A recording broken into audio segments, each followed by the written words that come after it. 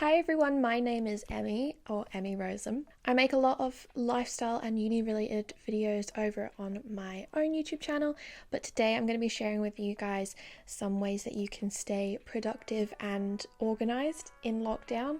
It has been a while now that we have had to work from home, and I'm sure that you have started to get the hang of studying at home, but if not, these are my top tips on how you can stay productive and organised. The first one is to create a practical working environment to study in.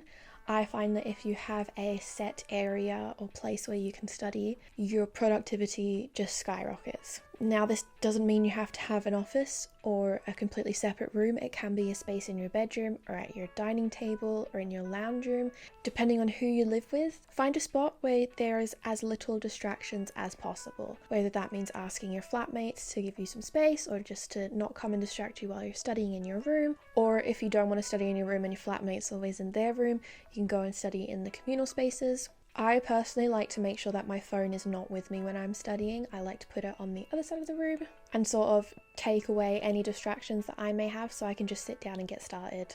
The next thing is to get yourself in the zone. Make sure that you have some snacks with you, some water, anything that you might get up to leave and do so you can sort of just focus and get yourself in the zone. I personally like to listen to brown noise when I'm studying. I cannot watch TV or listen to music, it's just too distracting, but silence also just is not the vibe for me.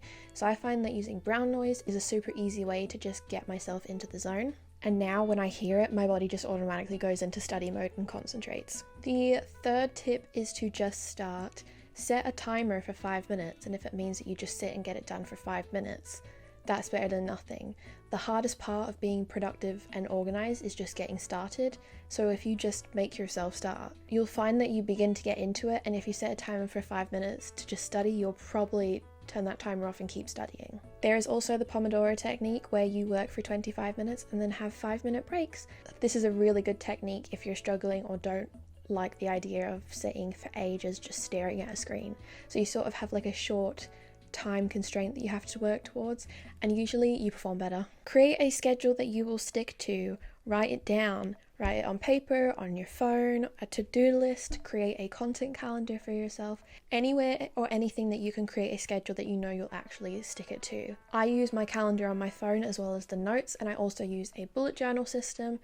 I like to write things down, but I also need reminders on the device that I'm most active on, because sometimes there's just bits I'll forget. And make it realistic. Don't give yourself like 100 things to do in one day, because you're not going to do it, and then it's going to make you feel bad and unproductive, and then that will actually slow down your productivity. And finally, set yourself some goals and reward yourself. You would do so much better if you have a reward. So as I said, the Pomodoro Technique, where you study for 25 minutes and then have a 5-minute break, you can reward yourself with going on your phone or going on Instagram for 5 minutes, or whether it's ordering a takeaway when you finish your work or putting on a film. You're more likely to keep going and achieve a goal if there is some sort of incentive. So challenge yourself to stay on top of your work, but also reward yourself for it. This is probably the easiest technique, and you would be surprised at how efficient it actually does work. So if you were struggling to stay organised and productive at home, I hope a few of these tips have helped you out. Make sure you like and share this video with your friends who may also benefit from these tips.